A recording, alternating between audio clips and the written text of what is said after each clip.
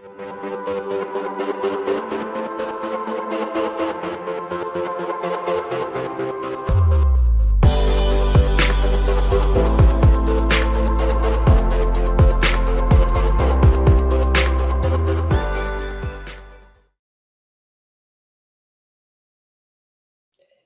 everybody, welcome back to your Dawn of Drones podcast. I'm Don Zoldi, your host and the CEO of P3 Tech Consulting. We are knee deep in a month dedicated to this theme of the future of flight. And when you think about the future of flight, what is more important than safe skies? And today we have with us the CEO of SkySafe, Grant Jordan, to tell us a little bit about the technology that they're working on and the services that they're providing to ensure safe skies, not only in the future, but today as we speak. So, Grant, welcome to the show. Yeah, thanks for having me. Absolutely. So, Grant, for those that don't know you, can you tell us a little bit about yourself?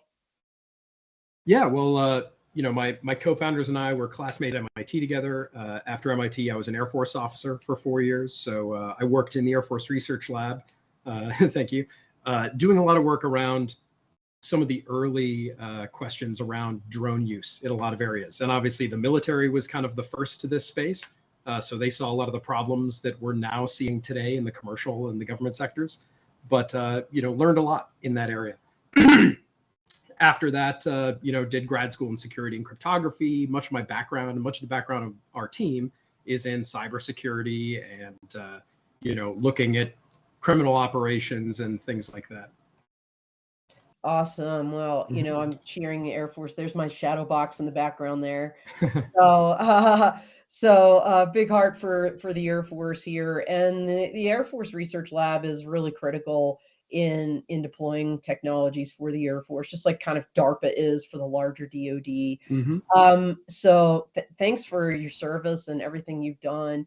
So tell us how SkySafe kind of came to be. I mean, you've alluded to it, but with some of your MIT buddies, at some point you got together and said, "Hey, let's create this company."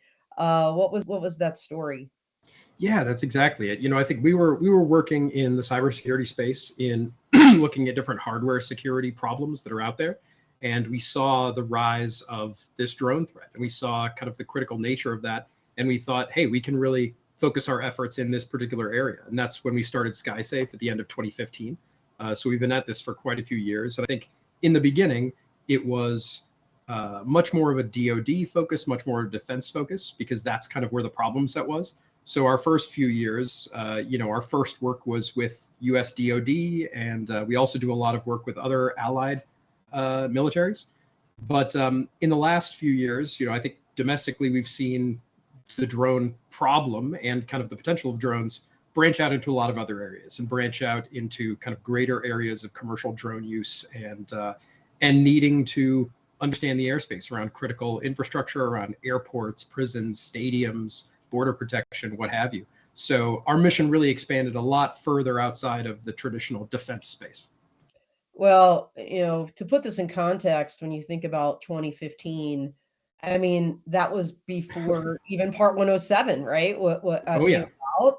And actually, it was January of 2015, Grant. You probably recall this well, because there I was in the Air Force at Air Combat Command when a drone landed on the White House lawn. Yeah. I don't know if you remember that, but I think it was like some drunk droner, maybe some NRO guy, or like a intelligence professional, like 2:30 in the morning, and everybody was like, "How could this happen?" And in fact, I had been working with a group within the Department of Defense. We called ourselves the Domestic Imagery Working Group.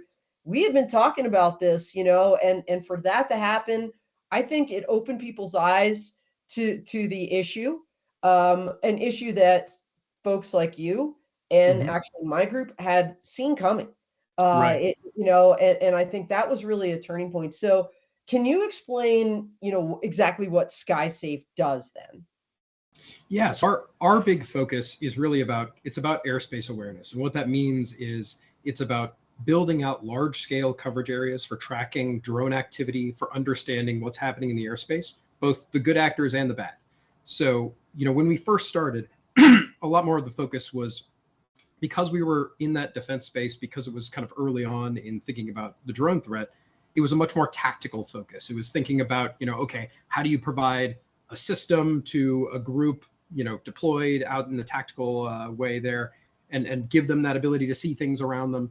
But when you look at the larger space, it's not about that single view of a single spot anymore. It's about actually more of a large scale air traffic control view, more of a what we all in the drone industry think about as long-term UTM, UAV traffic management, so that it's much broader thing. So we've evolved over the last few years from thinking about it as how to deploy kind of tactical hardware to how to actually build out coverage areas and networks, where now instead of just selling the fancy piece of military hardware to these different customers, we actually build out coverage areas much like a cell network provider would. The same way that AT&T or Verizon think about it as coverage maps and building out networks across areas to provide those services to customers, that's what SkySafe does. We deploy our sensors, we manage our own network of our sensors across entire cities, both in the US and in other countries. And so we're trying to build that network of data to be able to provide that data to all of the different types of critical infrastructure, facility operators, government, law enforcement, what have you. Because there's no reason to, kind of duplicate that effort between different folks. And it's a larger scale thing. No, it absolutely is. And I mean, perhaps obvious because we already somewhat alluded to it, but like exactly what problems were you trying to solve in creating SkySafe? Well, I think a number of different problems, but the first and biggest is that a lot of the groups that are currently having the most issues with drones, or that are seeing the most direct threats, they're not drone experts. They're not the people that are actually trying to fly the drones. They're folks that are running security teams and security operation centers around things like prisons or airports in their operation centers. And their goal is not to become drone experts. Their goal is not to become RF experts or figure out how to run some piece of military hardware. They need the information. They need the insights to be able to do their job. They need to be able to see what's happening around them, and they need to be able to react quickly to actually do something. So I think our thinking around kind of the drone threat and understanding airspace has really evolved from a hardware-centric approach to really a data-centric approach, because it's the information that's critical for all of these different use cases. So for us, it's not so much a question of exactly what is a piece of hardware we need to put somewhere to provide that insight. It's about what is the information, what is the insight that customer needs to be able to do their job, to be able to actually take some action. And how we deliver that is going to evolve over time. But our biggest job is to make sure that each of these different customer groups, they can trust in the fact that SkySafe is the source of that data and will continue to be as everything evolves. A good example of that is remote ID, right? The remote ID requirements, as those continue to roll out, maybe soon, maybe slightly delayed. Yeah, we'll see. I'm laughing because Current I think news. you and I were both recently at commercial UAV in Las Vegas, and the FAA is on the stage saying, well, we might be giving some relief. And, what does that even mean?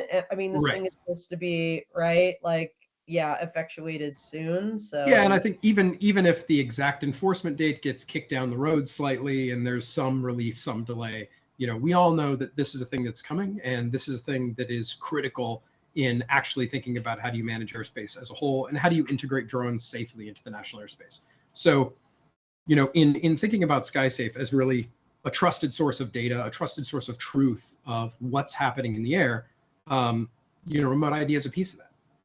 And whatever other future capabilities, data sources, technologies are going to be out there is going to be a piece of that too. So right now, we've already rolled out remote ID support across our entire network of sensors. So we're already receiving remote ID broadcasts of all of the compliant drones that are out there, and we're already tracking all of that. And I think it's us delivering on things like that over time that really builds that trust with all of these different customer groups to know that they don't need to worry about it. They don't need to, stay on top of every little change in the technology and the requirements, that we're going to handle that for them and we can shoulder that responsibility. Right. I mean, clearly you started with a military focus, and in the national airspace, we both know this, it's just really a different ball game, right? Mhm. So how does SkySafe help make the deployment of commercial drones safer? Yeah, well, it's because you can give that awareness. One of the big things that are of concern to commercial drone operators is being confused for a bad actor, and Yeah, having someone either take action against their drone in some way, interfere with their operations, come and personally hassle them. That's not ideal. right. Um, that's really what this awareness can give. Is it's about filtering out the good actors from it and having that awareness to know, like, oh, okay, that's that drone is supposed to be there. That drone is following the flight plan that they filed, through something like Lance, and that they're a known operator, and that there's a known intent there. That's kind of the goal.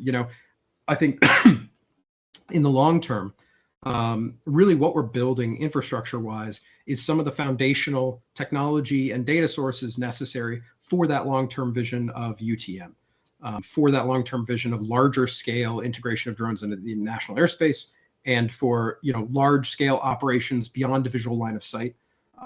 That's a huge piece. I mean, I think fundamentally at SkySafe, we're all drone enthusiasts. We're not, one of the things that I find kind of funny is, people see us as we came from the counter drone world.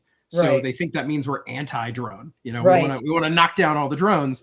And it's the exact opposite. We're all excited about the capabilities of drones and the potential for them to do really great things, whether Yes. that's inspection of critical infrastructure, package delivery, imaging, what have you.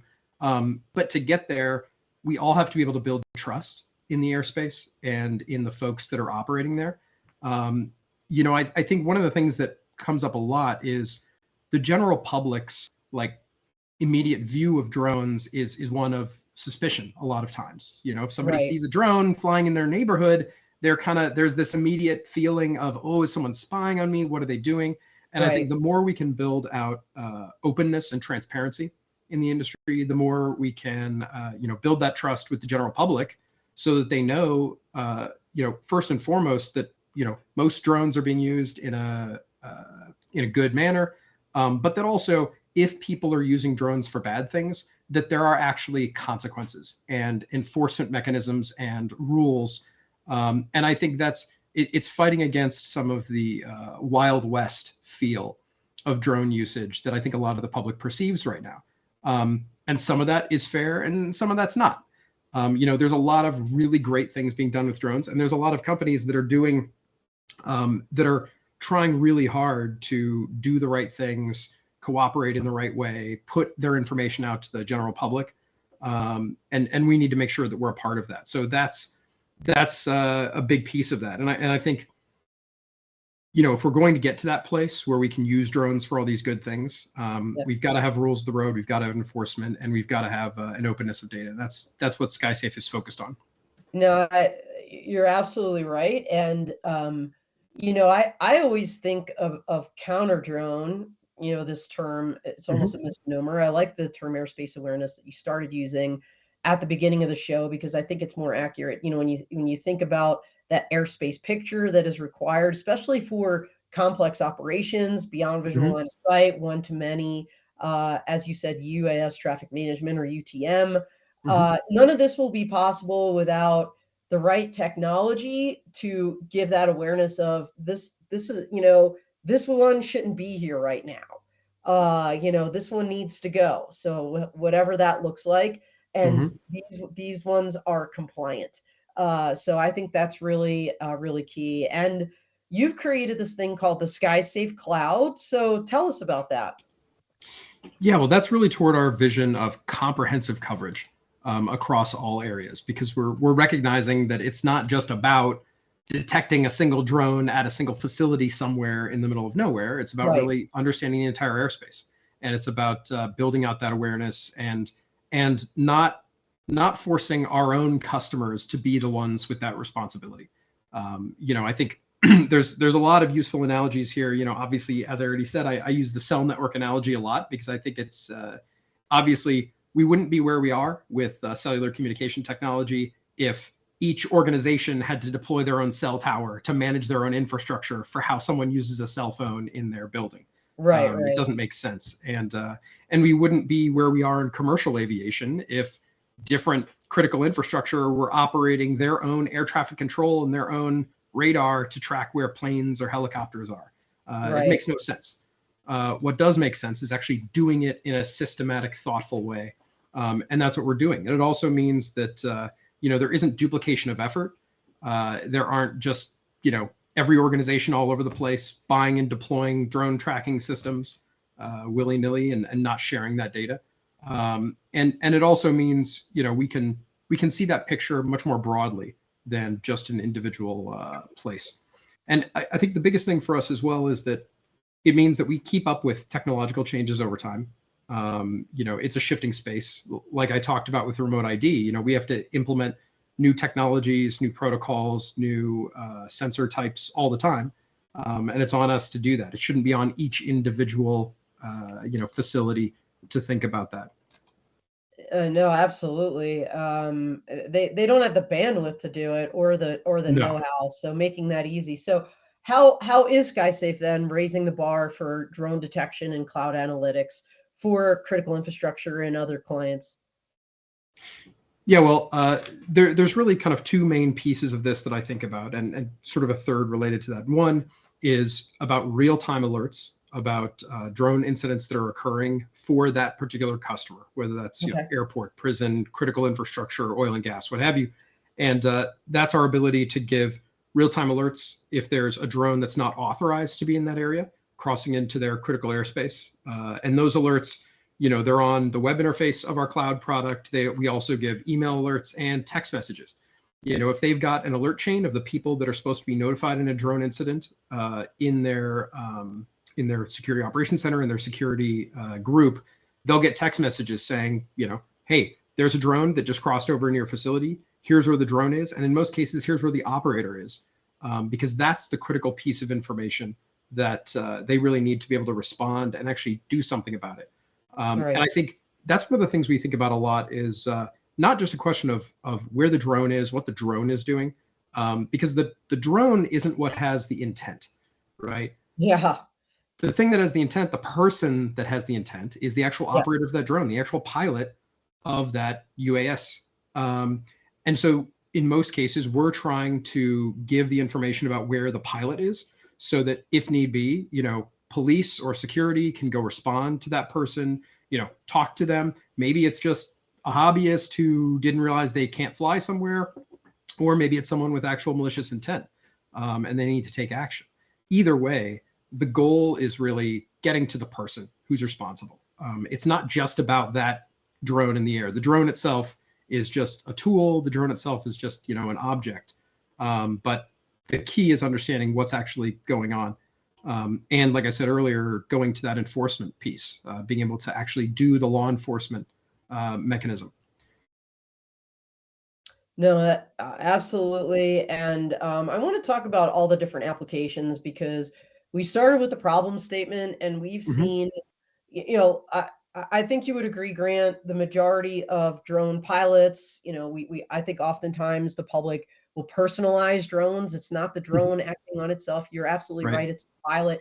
And I think the majority of drone pilots are trying to do the right thing. They're following the rules, but then you have the occasional careless, clueless, and sometimes the intentionally criminal. And of course, what we're seeing in Ukraine and Russia, the combatant, right? And that could be anything from, a terrorist to someone that just wants to, wreak havoc for whatever reason, and we're seeing incursions. Let's talk about airports first, because when, we've seen things like Gatwick, we've seen even in the United States, airlines, flights getting delayed because some drone errantly or purposefully flew into that airspace. So tell us how some of these sectors, in particular airports, SkySafe technology is being deployed there.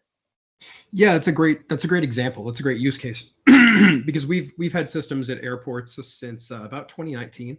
Wow. So we've been working with some of the largest international airports around the world. We have We have systems that have been resident at airports in other countries for the last 4 years. We've got systems that cover areas around airports in the U.S. here, and we're working on. We have a handful of basically POC pilot operations with a few airports in the U.S. I think one of the interesting things around airports is more and more. I think when we first started in this space, the expectation around airports was that any drone that anyone sees around an airport shouldn't be there. That it should just be, there shouldn't be drones around airports. Drones are for, traditional aircraft, and that's it. Right. And over the last couple of years, we've seen that start to change, right? Airports themselves want to be utilizing drones. They want to be using them for inspecting infrastructure, inspecting aircraft, maybe doing movement of actual materials around an airport, doing survey operations during construction around an airport. And the more we can provide that insight into what drones are doing and where drones are actually flying and where they're keeping to on an airport property and just outside of an airport property, the more we can actually have these drone operations work closely alongside traditional aviation and do it safely. Earlier on, before you have this type of airspace awareness, before you have this sort of data, the only thing that anyone can do is just say no drones allowed, and just draw a big circle around an airport and say for 5 miles around an airport, no drones at all. But now, when we can actually provide that information about the drones that are cooperative and uncooperative, we can start to allow things to be used. So a number of the airports that we work with, they have their own drones in their own fleet. So we can add those into the system as being authorized to actually fly there. And they can see the status of those. And they can see if those drones are actually following the rules, flying where they're supposed to be, surveying the areas they're supposed to be when they're supposed to be. And they can see if something diverges from that, or if there's a drone that comes into their area that isn't already authorized in the system and isn't known to them, and then they can take action. But it's about making sure there aren't the false positives of an actual drone there, but one that is meant to be there, and kind of getting rid of that confusion. The other thing that we focus on a lot, so I talked about the first piece, which is that real-time alerts awareness during an incident. The second piece is about historical data and kind of bigger picture questions of drone activity around areas. And that's where the focus around large-scale coverage and understanding that data really comes in, and being able to deliver real insights around that data. It's about the fact that when we talk about drone activity around that airport, we're not just talking about a single sensor at the airport and what it sees. We're talking about the greater activity around that entire metro area, around multiple cities that we cover, and being able to understand that activity. So you can have a situation where it's not just a question of what that drone did in the moment, but okay, following up on the law enforcement side, on the investigative side, if there's a drone incident, okay, where did that drone come from? Where have we seen it before? And if it pops up again somewhere, how will we know? And being able to kind of deliver those actual insights through the data. And right now we're in the position where lots of organizations have various types of drone tracking technologies, but nobody's talking to each other, nobody's sharing data, nobody's really understanding the bigger picture. And that's kind of where we come in. The third piece that I can kind of touch on briefly as well is the forensics side in the digital forensics space, mainly on the law enforcement and military sides. We do a lot of work in the forensic space with drones. We're by far the largest provider of drone forensic technology in the world. We provide both the tools that law enforcement and military use when they physically recover a drone after an incident to plug into that drone and extract all of the data from there, imagery, identifiers, all of that stuff, so that they can actually follow up and do the investigative piece. And we also provide services and support around that in the forensic space. And all of that ties all back into our historical data that we track over the air with our RF sensors and potentially radar, critical sites. And it's really tying in all of that data together, all of that awareness. Well, I want to talk more about the forensic piece of this, because when I actually met Emily from your company at the Energy Drone and Robotics Coalition Summit back in June, that really intrigued me because I was not aware of anybody doing that. Yeah. And I think that's significant and unique. Being an attorney myself, having advised law enforcement, worked with law enforcement, having been a prosecutor, to have that kind of forensic analysis of the drone, I think is really key. Before we get further into that, though, I want to stick with some of these use cases because there are so many different scenarios here where your technology is relevant. And this idea of a long-term site picture, if you will, of what is happening in a facility. Critical infrastructure, as a perfect example, Grant, we've seen, gosh, what state was it? I'm going to say it was Mississippi. Nuclear power plants, where drones were just frequently appear to be surveilling Yeah. nuclear power plants, right? So to be able to have a technology that could, pinpoint, yep, this is the drone, this was the day, we saw it come back on Monday, we saw it come back on Wednesday, we saw it come back on Friday, and then if they're actually able to find that pilot, or if eventually get their hands on that drone, you could provide the forensics after the fact of what they were videotaping. I mean, that's key. Yeah, absolutely. And to be able to rule out people who don't have any malicious intent. Right. Yeah, absolutely. I mean, I don't know why it's flying around nuclear power plants, but the really interesting thing, I've been doing a lot of research on this counter drone stuff lately, Grant, and I didn't realize how valuable cell phones were inside of prisons. I mean, maybe it just makes sense, but turns out they're worth a lot of money. Yeah, they're worth thousands of dollars because why? Number one, you stay connected to the outside world, of course, you can continue your criminal enterprise. And so like cell phones are one of those things that are like so valuable inside of a prison, and bad guys are using drones to drop cell phones over the wire at prison. Yeah, and that's man, corrections is a space that we do a lot of work in right now. That's one of our big focuses because it's crazy. I mean, the amount of prisons and other correctional facilities that are seeing drones dropping contraband into there at the moment is wild. It is absolutely the Wild West. It is, I think as early as, call it 3 years ago, I think drones dropping stuff into prisons was somewhat of a hypothetical. It was a thing, much like early airport incidents where it's a thing that we saw a couple here and there. Everybody had kind of heard of it as potential, but now we're in a space where I would be willing to bet that any prison that you point me to, there are drones dropping stuff into it right now. It's crazy. We have never, at this point in SkySafe's history, we've never set up a sensor that covers a prison or a jail and not detected some contraband smuggling within 2 weeks. Wow. It's insane. I'm just curious, why do you think that is? Do you think it's just because drones have become so prolific in our society and they're so easily accessible? Or do you think, the bad guys are watching and seeing what's successful, not only here, but like overseas as well? I think it's all the above. I think it's, in an early stage of an industry like this, right now drones are prolific. They're easy to use. They're very inexpensive, especially when you're smuggling very high value contraband. So it makes total sense from the perspective of somebody looking to smuggle into a high security facility, and fundamentally for those operators, right now we're still at the early stages where a lot of these departments of corrections, local counties with their jails, it's a little bit early in them figuring out the problem. It's a brand new problem space for them. They've been doing guns, gates, and guards for decades and decades, and they understand the physical security of a perimeter, but previously they really only had to think about that perimeter in a two-dimensional way. Right. But with drones, it breaks down a lot of the basic assumptions we have about how you think about physical security in the past. Now a 6-foot fence is the same as a 20-foot fence. It doesn't matter.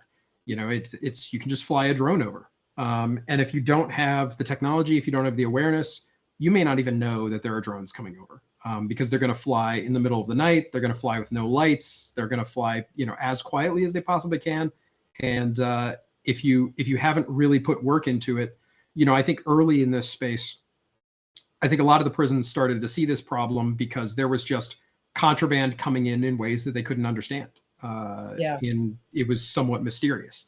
And then I think once they started to see incidents where a drone actually crashed in their perimeter, then they realized pretty quickly what the problem was. And they know they need to actually solve it. It's become a real serious threat there. You know, I think corporate espionage is a really big deal, and it's something obviously companies don't want to talk about publicly. So when you try to research, you know, corporate espionage drones, you don't get a lot of hits, right? It's the same story about Tesla, Facebook, now Meta, and Apple. You know, the Apple campus, I think, has had multiple incursions to the point where they've now like hired some kind of drone police to like help them, you know. But you know, when you think about a drone, it's a tool and it's a cyber tool.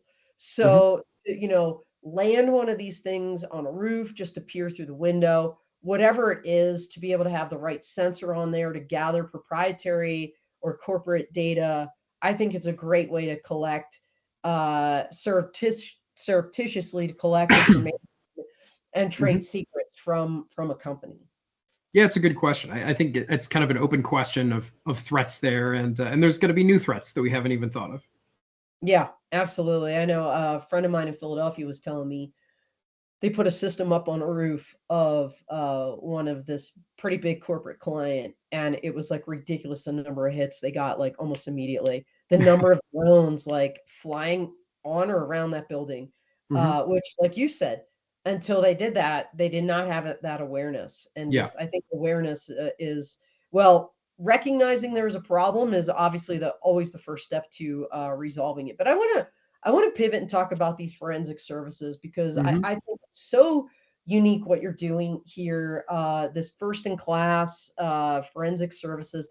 Tell us a little bit about what that exactly entails. Yeah, well, the biggest piece of that is we provide all the drone extraction capabilities for a tool called CFID, which is one of the kind of premier forensic tools used around the world by law enforcement and military.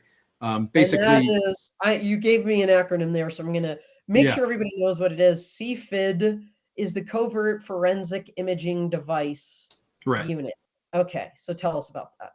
Yeah, so CFID is a forensic tool for law enforcement and military. It's used for operators in the field to be able to extract data out of devices that they recover. So, you know, in our case, that's drones of all sorts.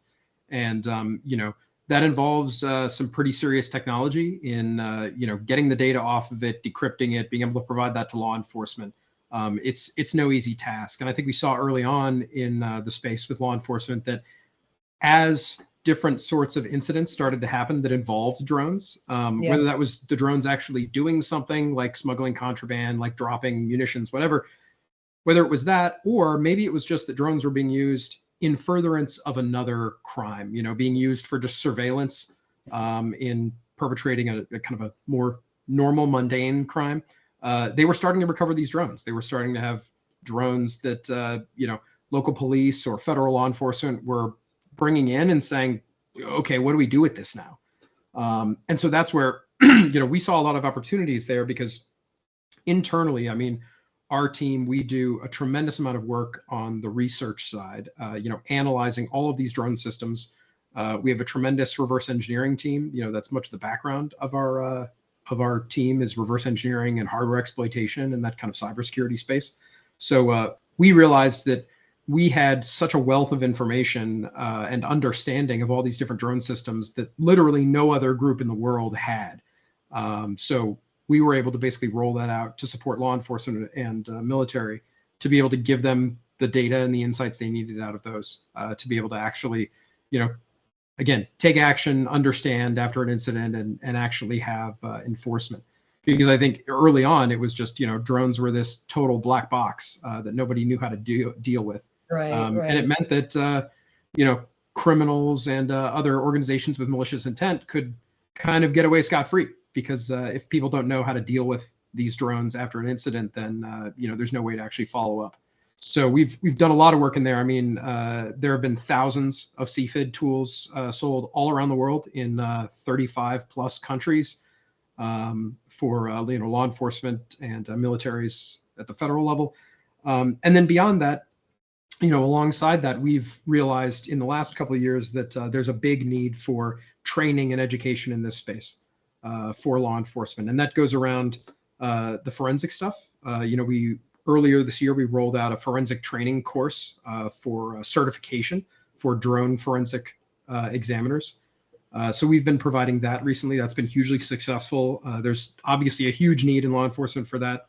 And then we're also able to provide, because of that expertise on our end, we're able to provide direct forensic support for incident response stuff. So if there are new, completely unknown threats, we can help support law enforcement in kind of any way possible there. And we've had a lot of really good successes in that space. Yeah, so I'm assuming everybody knows what forensic means, but basically, forensics is like the application of science to the law, essentially. Mm-hmm. It's CSI stuff. It's digging in and getting the evidence from all the different types of things there. It really is, and people don't realize, the rigorous nature of this. Whether it's chain of custody, once you have that drone in possession, that the law enforcement person that's going to ultimately testify, if that's what it comes down to in a court of law, has to be able to say, like, this was in my custody and care, no one else had the ability to tamper with it. The ability to show that if you've decrypted something, what those methods were, and that the flight logs that you are producing are authentic, and that nobody has created fake ones and things of this nature. So, forensics, when you're talking about, to use your term, Grant, enforcement, whether it's administrative with the FAA, whether it's in a court of law because for some reason it's a criminal case, it becomes a federal case if it's a terrorist event, really becomes critical. And so the fact that you guys do that, I think, is amazing. And the fact that you're certifying folks in this technique in these techniques, I think is super important. So thank you for what you're doing, because I think and I think part of the piece in that drone forensics training is not just the focus on the nitty gritty of extracting data off the drone and proving what it's done in the past. It's also a lot of basic knowledge about drones and how they operate and what the breadth of technology is there. Because I think that's one of the things we've learned is that, for law enforcement, there's a real lack of education and training for them just around the drone space as a whole. Unless you happen to be one of the, still relatively rare drone operators in law enforcement, you probably don't know much about the space. So I think first and foremost is giving that foundational knowledge about drones, about their uses, about their technology, so that the responding officers and the investigators actually understand what's going on and kind of where to start. Yeah, absolutely. Because, just looking at the drone and whatever sensor it happens to have on it, for example, will tell you right away, like, all right, this thing is carrying a LiDAR. That means they're mapping. They're probably mapping something. So we might want to check that out. And there's back-end analytics on this stuff somewhere, especially if it's like cloud-based and they're beaming something back and putting together, 3D, digital twins or something.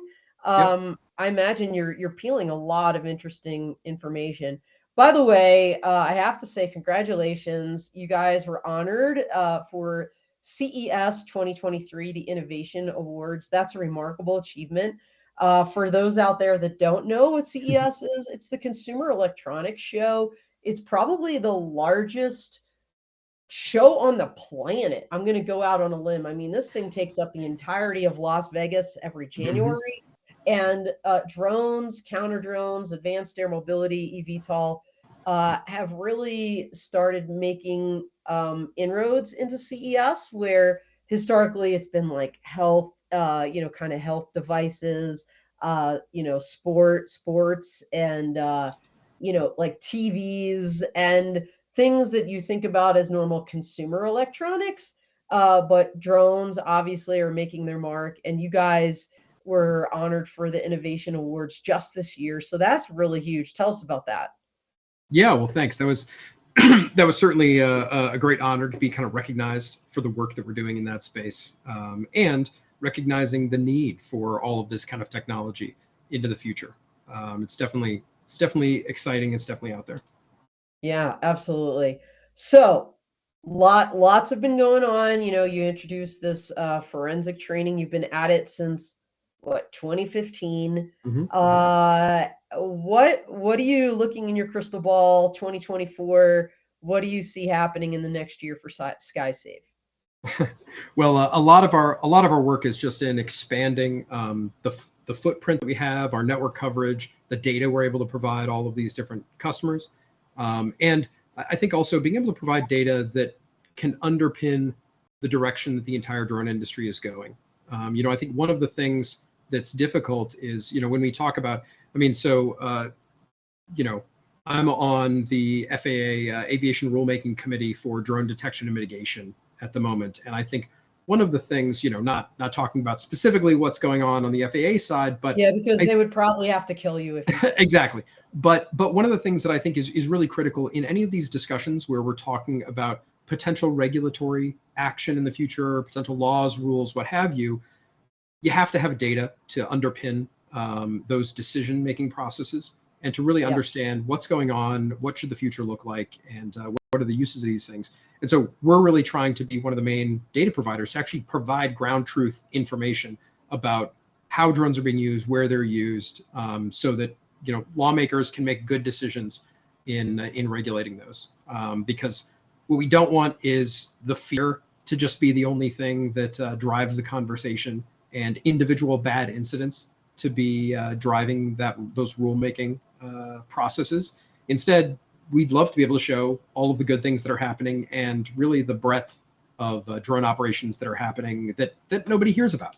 You know, most people in the general public don't hear as much as they should about the really great things that are happening all over the place. They only hear the big splashy headlines of one particular drone incident somewhere. So I think that's one of the big focuses for us, is being able to provide good, thoughtful information across the board to industry and to decision makers as a whole. As well, being able to provide more of our forensic work, more of our network coverage, kind of more of everything in some ways. Well, that's excellent. And I think it was Abby Smith who's co-chairing that ARC with Michael Robbins from AUVSI, that had said she expected to have the ARC's input to them by the end of this year for consideration. You know, hopefully a published report sometime in early to mid 2024 to inform what that's going to look like. Because I'll tell you what, Grant, you know, you're exactly right. You always hear about that one, but you know, all it's going to take is that one. All it's going to take is that one incident that's going to set this industry back 10 years. And I'm just hopeful that technology like yours, SkySafe, everything you're doing, and the work you're doing with the ARC can help expedite that understanding, so that you know, our legislators can take the action they need to take to give people the authorities they need, especially domestically, on the mitigation side. I know that's not so much your lane, but what you do informs that. You know, I think that's really critical. So once again, so we are almost at time here, and I want to make sure I give you the last couple minutes to fill in any gaps, anything that I missed that you wanted to talk about, or any concluding comments, Grant. Yeah, well, I think we I think we pretty well touched on most things, even though I'm sure we could just talk forever beyond this. Absolutely, we could. But no, I think that's really it. You know, I think one of the other things that I would kind of highlight is, you know, I think around part of the thing around the remote ID discussion, what's become obvious to me is that so much of the focus so far in those discussions has been around the drone side of it. It's been around, okay, how do we get all these drones broadcasting this remote ID signal, doing this cooperative thing? But there's been very little attention paid to the other side of it. The question of, okay, who actually is receiving these signals? Is anyone? Does anyone, you know, on the law enforcement side, on the critical infrastructure side, do they have the appropriate tools to receive them? Do they have the way to ingest this data? And so I think over the last year, that's where we've been thinking a lot on, where can we position ourselves to, as I said, be that trusted source, and to make sure that the groups that need that data have an actual way to receive it. I think most of the discussions I've been in around this have really just centered on like, oh, well, it's fine. They'll have like a phone app of some sort, and they'll be able to, hold it up in the air and detect if there's a drone in the area. And that may be a good stopgap solution for someone out in a public park, but it's probably not an actual scalable solution for law enforcement and for critical infrastructure. Well, you're right. And what I learned at the FAA's drone symposium was if you happen to have an iPhone, it's not going to work. It only works with Android so far. So there's exactly. And the fact that you've holistically included it as part of the larger airspace picture. Having that one data point, that's all it is one data point. And what is it telling you or not telling you?